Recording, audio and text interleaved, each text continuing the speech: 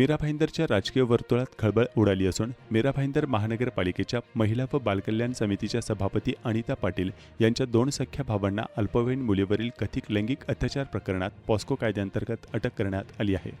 Kashmira police ठाण्यात या प्रकरणी गुन्हा दाखल झाल्यानंतर पोलिसांनी दोन्ही आरोपींना अटक केली। या घटनेनंतर काँग्रेस पक्षाने महापालिका मुख्यालयात पत्रकार परिषद घेऊन सभापती अनिता पाटील यांच्यावर आरोपींना संरक्षण देण्याचा तसेच प्रकरण दडपण्याचा प्रयत्न केल्याचा आरोप केला। काँग्रेसच्या नेत्यांनी भाजपच्या वरिष्ठ नेतृत्वाकडे अनिता पाटील यांचा तत्काळ राजीनामा घेण्याची मागणी केली आहे। दरम्यान हे प्रकरण समोर आल्यानंतर शहरातील राजकीय वातावरण तापले असून विविध राजकीय पक्षांकडून यावर प्रतिक्रिया व्यक्त केल्या जात आहेत।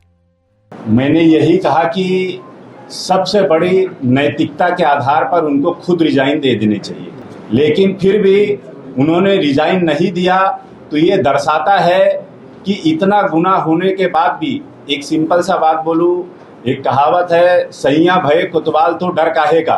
तो उनको खुद शर्म आनी चाहिए कि इतनी दर्दनाक घटने के जिसको सोचने के बाद भी आपके रोंगटे खड़े हो जाएंगे, फिर भी यहाँ पे टस से मस होने का नाम नहीं ले रहे हैं।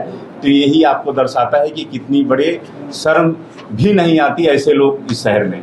शहरातील काश्मीरा परिसरात अतिशय गंभीर आणि मानवतेला काळिमा फासणारी घटना समोर आली आहे। एका अल्पवयीन मुलीवर महानगरपालिकेच्या शाळेच्या आवारात अपप्रकार किंवा दुष्प्रकार लैंगिक अत्याचार घडल्याचे समोर आले आहे। त्यामुळे असं वाटतं की शहरातील कुठेतरी महिलांची सुरक्षा आणि मुलींचा सन्मान आणि कल्याण, बालकल्याण यावर कॉम्प्रोमाइज होताना दिसतंय।